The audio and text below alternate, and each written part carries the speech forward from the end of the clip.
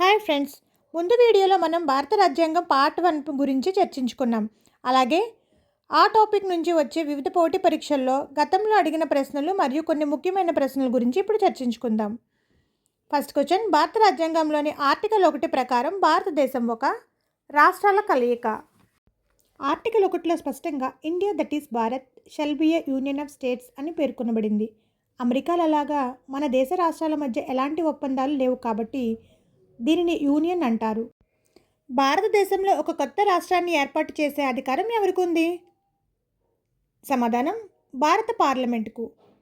Article 2 మరియు article 3 ప్రకారం కొత్త రాష్ట్రాలను ఏర్పాటు చేసే లేదా చేర్చుకునే పూర్తి చట్టపరమైన అధికారం కేవలం కేంద్ర పార్లమెంటుకు మాత్రమే ఉంది.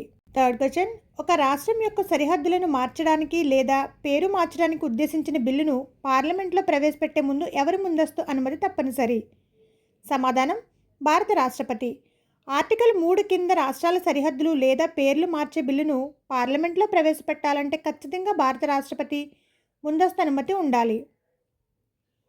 ఫోర్త్ క్వశ్చన్, 1975లో భారతదేశంలో 22వ రాష్ట్రంగా చేరిన ప్రాంతం ఏది? సమాధానం, సిక్కిం. 35వ మరియు 36వ రాజ్యాంగ సవరణల ద్వారా 1975లో సిక్కిం పూర్తి స్థాయి రాష్ట్రంగా భారతదేశంలో విలీనమైంది. ఇది ఆర్టికల్ 2 కిందకి వస్తుంది. ఆర్టికల్ 2 మరియు 3 ప్రకారం రాష్ట్రాల ఏర్పాటు లేదా మార్పుల బిల్లును పార్లమెంట్లో ఏ మెజారిటీలో ఆమోదం పొందాలి? సమాధానం, సాధారణ మెజారిటీ. ఆర్టికల్ 4 ప్రకారం ఆర్టికల్ 2 మరియు 3 కింద చేసే మార్పులను సాధారణ చట్టాలుగా పరిగణిస్తారు. వీటి కోసం ఆర్టికల్ 368 కింద ప్రత్యేక రాజ్యాంగ సవరణ అవసరం లేదు.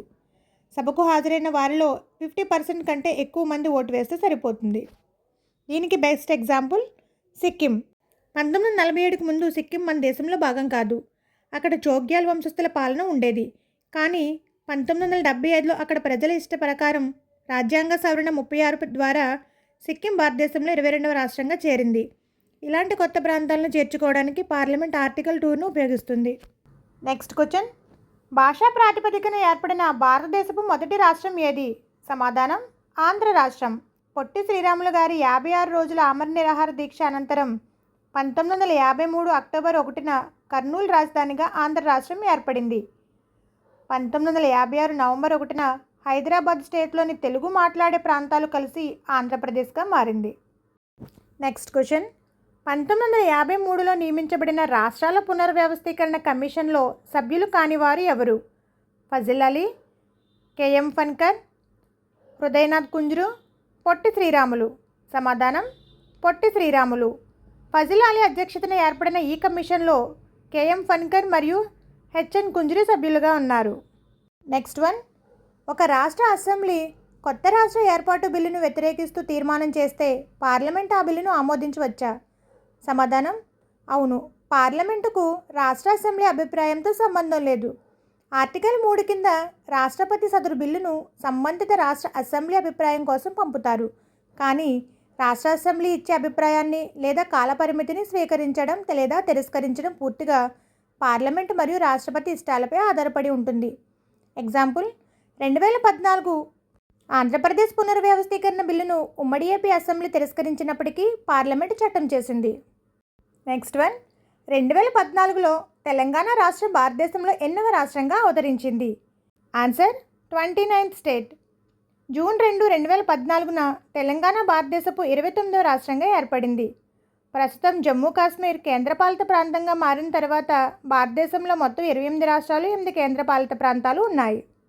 నెక్స్ట్ వన్, సిక్కిం ఏ రాజ్యాంగ సవరణ ద్వారా భారత యూనియన్లో పూర్తి స్థాయి రాష్ట్రంగా మారింది?